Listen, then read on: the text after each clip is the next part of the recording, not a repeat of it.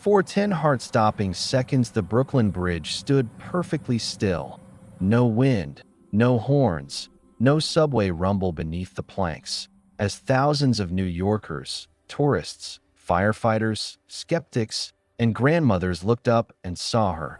A luminous woman robed in softest blue forming in the clouds above the East River, arms outstretched, light pouring through drifting mist like molten gold across the cables of the greatest city on earth. In that frozen moment, the city that never sleeps forgot how to breathe, because heaven had just stepped onto one of its most famous bridges, and what began as a simple Eucharistic procession was about to become the day the Mother of God visited New York. Before we continue, share in the comments where you're watching from and what time it is there. Let's see how far the miracles of the Virgin Mary have reached. And if you haven't yet joined our family, subscribe now, because here, each day, we witness the tender love and mighty power of the Mother of God. It was Pentecost Sunday, the day the Church remembers tongues of fire descending and fearful apostles becoming fearless witnesses. Inside the soaring Gothic arches of St. Patrick's Cathedral on Fifth Avenue, more than 3,000 souls crowded every pew, every aisle, every corner, as though an unseen hand had drawn them there long before dawn. Sunlight pierced the stained glass saints, St. Patrick himself, St. Elizabeth and Seton, St. Francis Cabrini, and scattered jeweled colors across marble floors worn smooth by a century of kneeling pilgrims.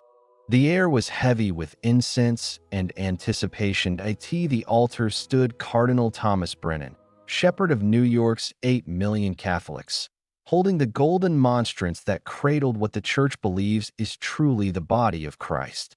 His voice rang clear beneath the vaulted ceiling. New York is a city that knows noise, ambition, and exhaustion. But today, I believe a torrent of grace is about to wash over this city. Do not be afraid of what God can do. Those words would soon echo across newsrooms and kitchen tables from the Bronx to Brooklyn. Among the thousands knelt Elena Morales, 68 years old, knees aching from a lifetime of scrubbing floors in other people's apartments. Yet she had awakened before sunrise with a certainty she could not explain. I must be there today. Someone is calling me. Nearby stood the 8 perpetual pilgrims, for young laywomen, 2 seminarians, 2 Franciscan friars, all under 30, backpacks at their feet, about to begin a 2-month walk across America carrying the same Lord now gleaming in the monstrance. Their faces shone with equal parts terror and joy. In the 7th row, notebook in hand, sat Dr. Angela Rossi, professor of Marian studies at Fordham University, a woman who had spent decades analyzing apparitions the way lawyers dissect contracts. Fatima, Lourdes, Guadalupe, always from a safe academic distance. She had come prepared to observe, not to believe. She would leave transformed. When the cathedral choir lifted Frank LaRocca's Mass of the Holy Spirit, something electric moved through the assembly. Hardened New Yorkers who hadn't shed a tear since 9/11 felt salt on their cheeks. Restless toddlers fell into reverent stillness. It was not emotion run wild. It was presence. Then the great bronze doors swung open and sunlight flooded the nave like a second Pentecost. Cardinal Brennan stepped onto Fifth Avenue and raised the monstrance high. The sun struck the golden rays, flashing a beam so bright that passers-by shielded their eyes, and New York paused. Taxis slowed. Tourists lowered their phones. Construction workers on lunch break removed hard hats without knowing why. A river of faith began to flow between towers of glass and steel. Father Michael Santos, young Franciscan priest in fluttering brown habit, carried one of the tall procession candles. The Manhattan wind should have swallowed that flame in seconds, yet it burned steady as a sanctuary lamp. I've walked hundreds of processions, he later said, but the air that day felt charged, like the city itself was holding its breath. A few paces behind him walked Dr. Daniel Kim, cardiologist at Mount Sinai, dragged there by his wife's gentle insistence. I'm a man of science, he had grumbled that morning. Crowds don't move me. Yet as the procession passed Rockefeller Center, something tugged at the walls he had built around his heart after too many nights losing patience stood on the sidewalks. Strangers reacted in ways New Yorkers simply do not. A coffee vendor lowered his cart umbrella and stared. A hedge fund broker in a $2,000 suit stepped off the curb and fell into step without a word. At 34th Street, a woman filming from her Mercedes rolled down the window and, after 20 years away from the church, made the sign of the cross as naturally as breathing. By the time the procession turned south toward the Brooklyn Bridge, the wind that usually lashes the East River had softened to a caress. Flags hung limp on municipal buildings. Clouds gathered overhead, not racing as spring clouds should, but hovering, dense and deliberate, like an artist preparing a canvas. Sarah Martinez, NYU photography student raised in Queens, glanced up and felt the first shiver. "I know New York weather," she whispered. "This isn't weather." As thousands poured onto the pedestrian walkway of the Brooklyn Bridge, the wooden planks creaked beneath their slow, reverent steps, and the city's endless soundtrack, sirens, horns, subway rumbles, faded to a hush, as though an invisible conductor had lowered his baton over the entire island. The stage was set, the sky was ready, and the Mother of God was already on her way. The first step onto the Brooklyn Bridge felt like crossing the threshold of a cathedral built of steel and sky. At 2:30 p.m., Cardinal Brennan lifted the monstrance higher, the Eucharistic Lord gleaming like a second sun, and a hush fell so complete that the creaking of the old wooden planks sounded almost like a hymn. Below, traffic still crawled across the lower roadway, yet even their horns grew strangely quiet, as though the drivers themselves sensed they were passing beneath something sacred. 6 seminarians and young pilgrims carried tall beeswax candles, flames that should have been whipped to nothing by the notorious East River gusts. Instead, they burned straight and serene, each one a golden arrow pointing heavenward. Father Michael Santos watched them in wonder. "I kept waiting for the wind to take them," he later told reporters. But it was as if the air itself refused to disturb what God had kindled. Roberto Delgado, a Queens construction worker walking with his 2 children, felt his 13-year-old daughter Mariana squeeze his hand so tightly it hurt. "Dad?" she whispered, eyes wide. "It's like we're not walking alone." He felt it too, an unseen companionship, a warmth without temperature. A presence that made the cables overhead seem less like engineering and more like the ribs of an immense tabernacle suspended over the water.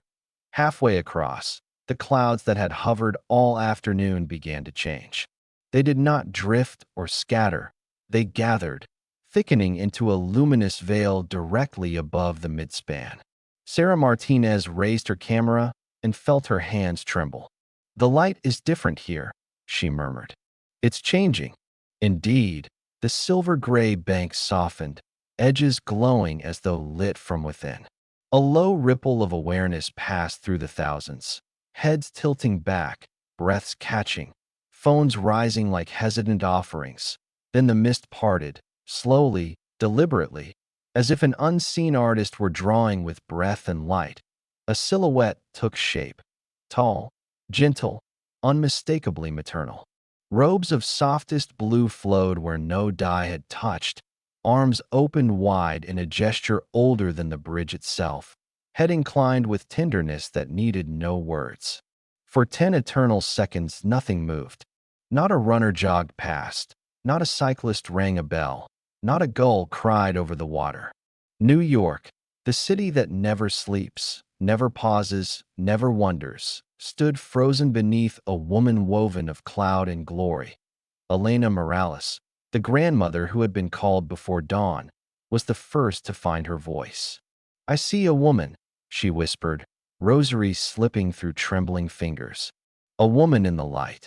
Around her, strangers began to echo the same words in half a dozen languages. A businessman dropped his briefcase. A cluster of high school students stopped recording and simply stared, mouths open. Anthony Russo, the tech executive who had come armed with skepticism and a 4K camera, felt his carefully constructed worldview crack like cheap glass. "This isn't pareidolia," he muttered into his phone, filming through sudden tears. "This is... I don't know what this is." Children saw her clearest of all.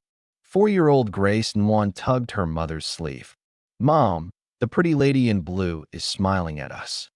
Her brother nodded solemnly. "She's waving." Their mother, a nurse who had long ago stopped practicing any faith, looked up and felt her knees buckle. Neither child had ever been told stories of Fatima or Lourdes, yet they described the same figure every adult now saw. Gentle, radiant, unmistakably alive. And then the sound began. Not from speakers, not from the crowd, not from any throat on earth.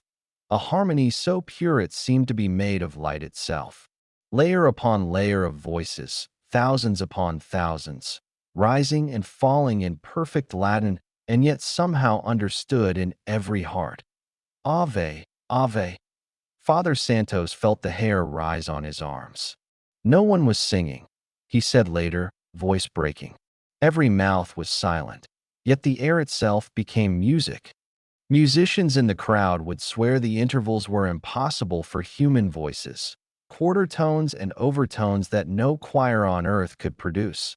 The invisible choir swelled, wrapping the bridge in a mantle of sound that was both ancient and new, as though the angels who sang over Bethlehem had returned to sing over Brooklyn. Children smiled upward without fear. Grown men wept without shame.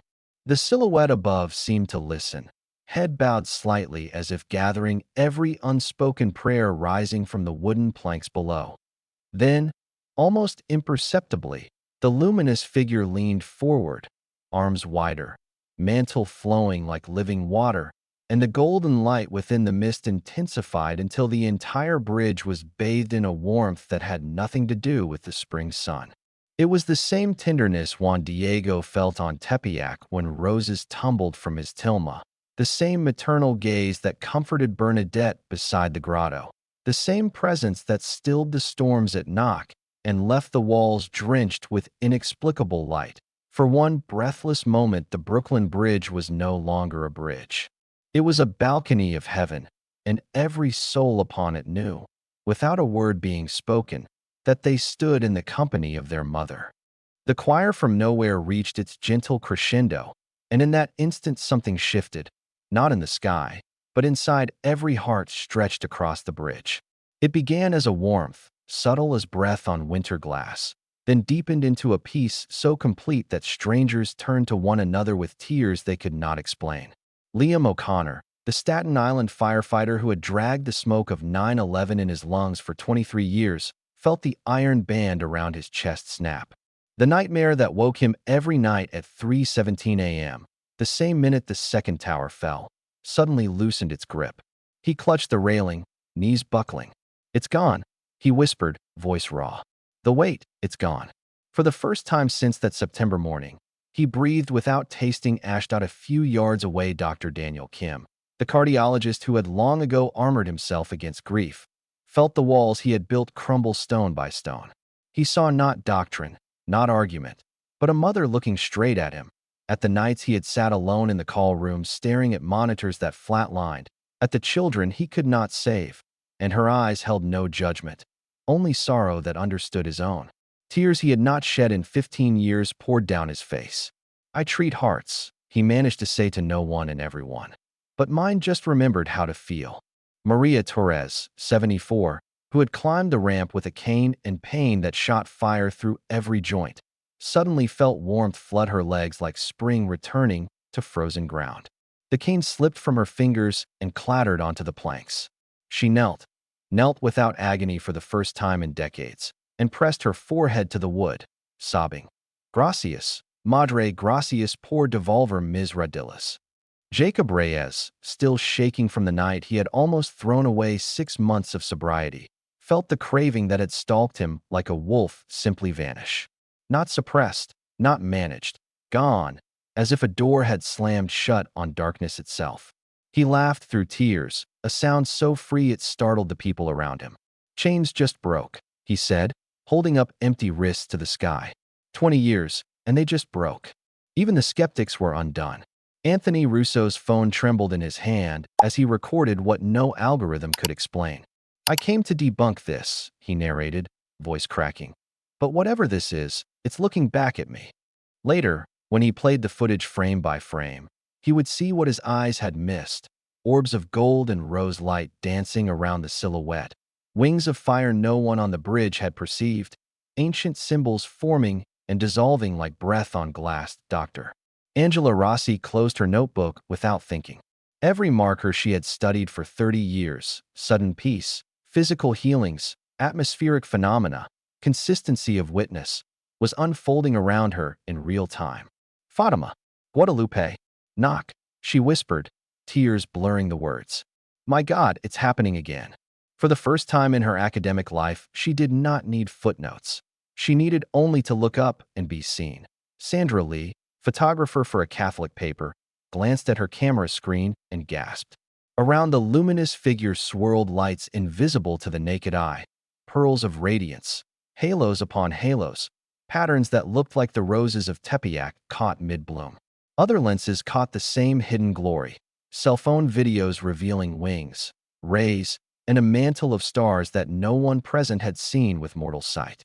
It was as though heaven had allowed technology to glimpse what the heart already knew. Tom Harris, the depressed financial analyst who had come out of habit rather than hope, felt something he could only describe later as being noticed, not as part of a crowd, but as Thomas the doubter must have felt when the risen Lord looked straight at him and said, "Peace." The heaviness that had pressed him toward the edge of the bridge only months earlier lifted like morning mist. She saw me, he kept repeating, stunned. Out of thousands, she saw me.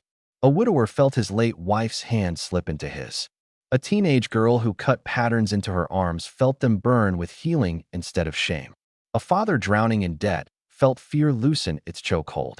The miracles were not fireworks. They were whispers tailored to every hidden wound. As the procession reached the first great stone arch on the Brooklyn side, Cardinal Brennan paused beneath the tower, where cables converge like the vaulting of a Gothic cathedral. He raised the monstrance high and blessed the city he loved, the skyline of Manhattan behind, the boroughs of Brooklyn ahead. At that exact moment, the figure in the clouds brightened, arms widening further, and the mist swirled in what thousands would swear was a gentle, unmistakable nod of maternal benediction. That a cry rose, not of fear, but of recognition. Hundreds fell to their knees on the weathered planks. Others lifted babies toward the sky. Many simply stood weeping, hands open, receiving what words could never contain.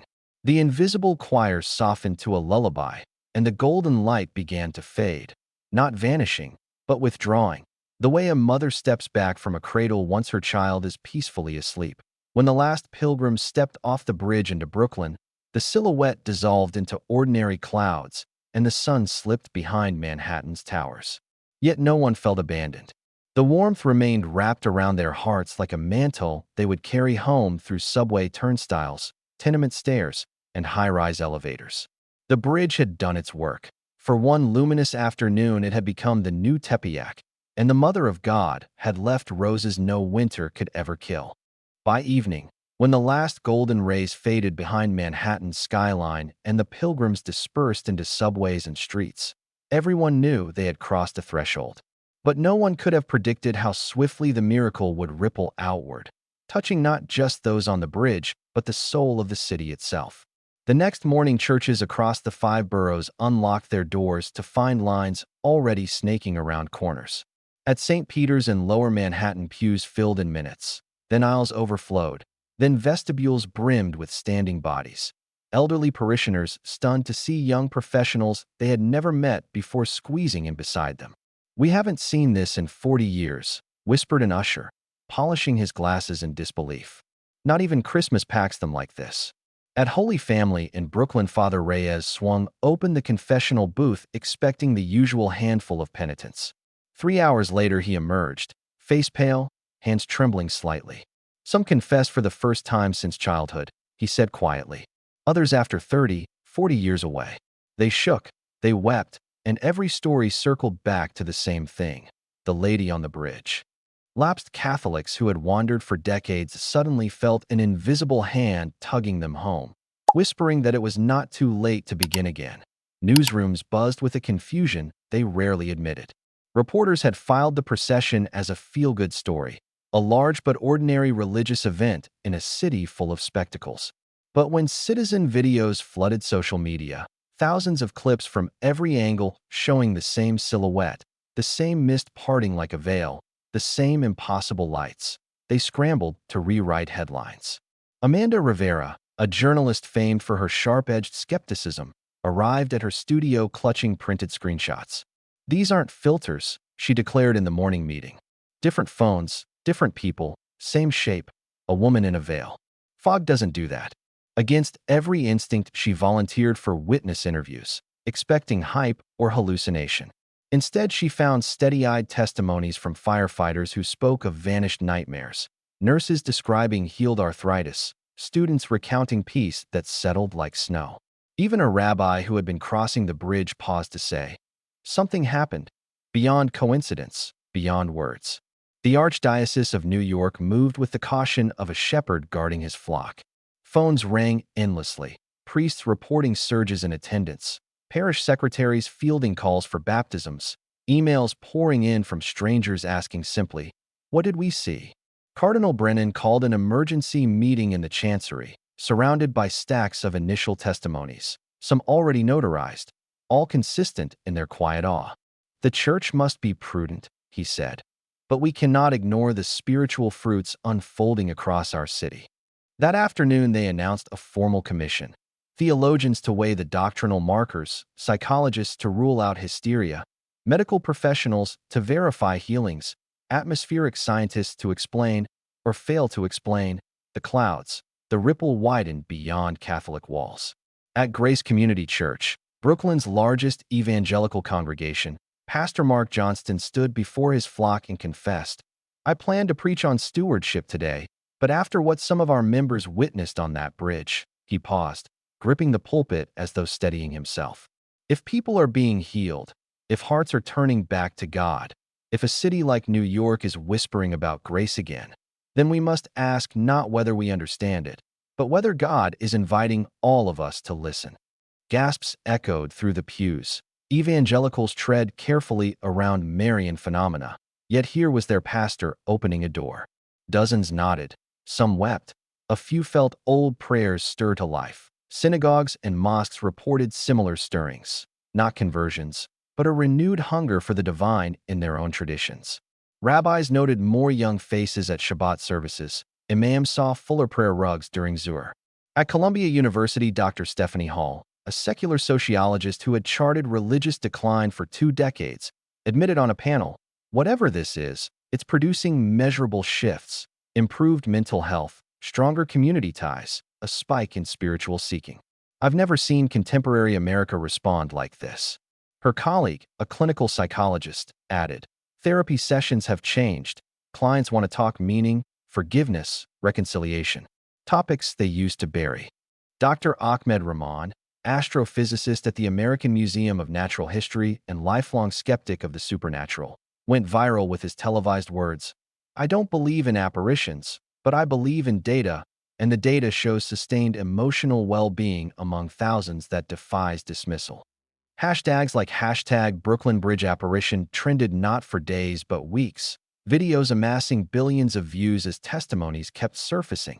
Addicts whose cravings evaporated, marriages mended overnight, estranged families dialing numbers they had long deleted. In the following weeks, measurable changes rippled through the city. Emergency rooms reported fewer overdose admissions, domestic violence calls dipped. Suicide prevention hotlines noted callers speaking of sudden hope. It was as though the bridge had become a font, spilling grace into subways and skyscrapers alike. 6 months later, the transformations were no longer whispers, but lives reborn. Liam O'Connor, free of nightmares for the first time since the towers fell, founded Bridge of Mercy, a support group for first responders blending faith, fellowship, and vulnerability. It started with 5 weary souls in a church basement. Now over 200 gather weekly, sharing stories that end not in darkness but light. Dr. Daniel Kim began whispering prayers before surgeries, his touch gentler, his eyes carrying a hope his patients swore they could feel. He volunteered at a Bronx free clinic, treating the uninsured with a compassion that left nurses whispering, "He's different now," like he carries peace in his coat pockets. Anthony Russo, the skeptic whose footage captured heaven's hidden lights, entered RCIA quietly, his tech-savvy coworkers stunned as two eventually joined him. "I didn't convert because of what I saw," he testified, "but because I was loved before I believed." Grace Nguyen's family, once fractured by busyness and silence, now prayed nightly. They volunteered at a shelter near Atlantic Avenue, their children asking questions about God with a depth that humbled her. "Our home feels warmer," she said. "Not the walls, the spirit within them." Jacob Reyes marked 6 months sober by returning to the bridge, kneeling where the light had fallen, and whispering, "Thank you for my life back." He now sponsors others in AA, pointing them toward a hope stronger than any chain. The miracle had not faded. It had taken root, blooming in ordinary lives like roses on a winter hill. May 19th, 1 year to the day, dawn broke over the East River like a quiet alleluia. From both ends of the Brooklyn Bridge, pilgrims began to stream.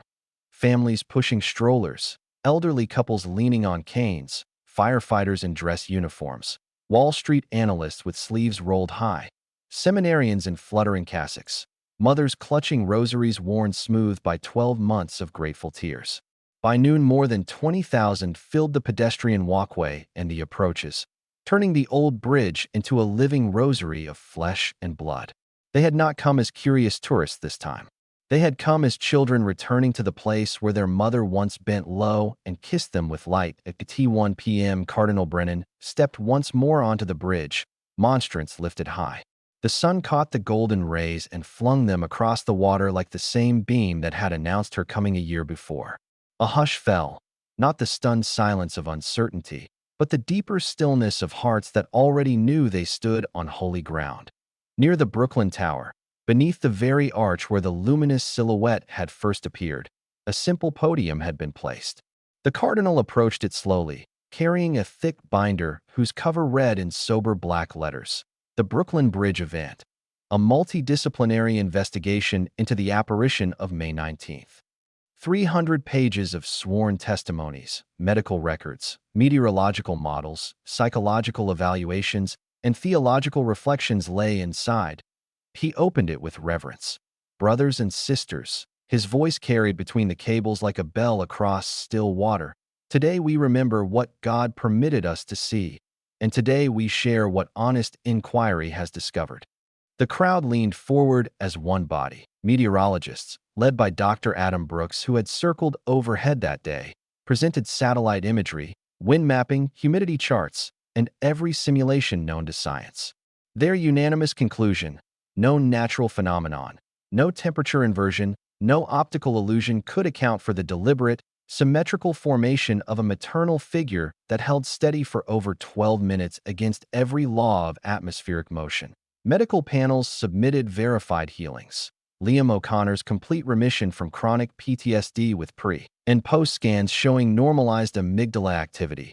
Maria Torres's rheumatoid arthritis vanishing overnight, joints regenerating. Cartilage that rheumatologists called biologically impossible. Jacob Reyes's sudden, sustained freedom from addiction with no withdrawal symptoms and clean toxicology for 12 straight months. Case after case, doctor after doctor, all ending with the same quiet phrase: "We have no medical explanation." Psychologists found zero evidence of mass hysteria. Independent interviews of over 150 witnesses, separated by days and boroughs, produced coherent, consistent accounts with no contagion effect, no leading questions, no emotional escalation typical of crowd delusion. Theologians pointed to the fruits: a 400% increase in mass attendance sustained over 12 months, confession lines that still wrapped around city blocks every Saturday, over 90 adult baptisms at the Easter Vigil alone, and vocations to priesthood and religious life doubling in.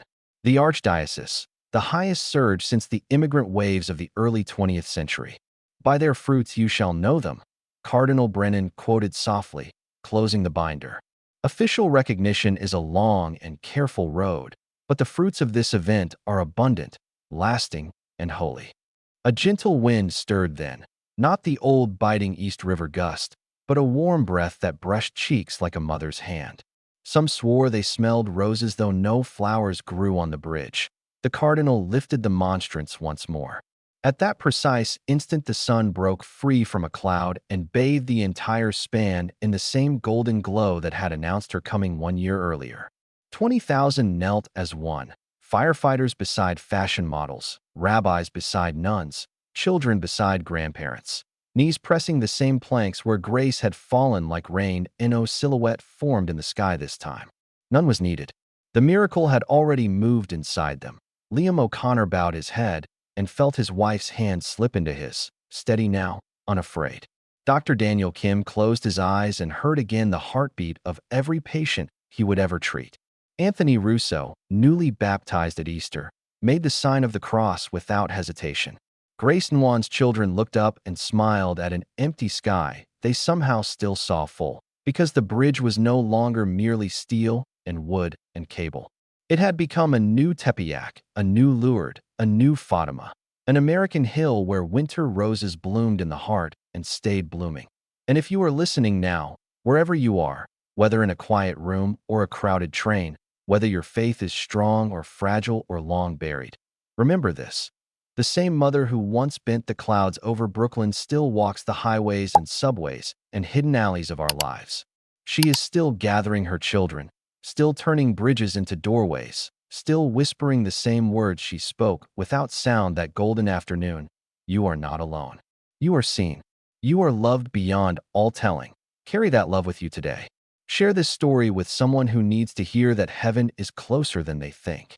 Like, subscribe, send it forward, because the greatest miracle of the Brooklyn Bridge is not what happened 1 year ago in the sky, but what can happen right now in you.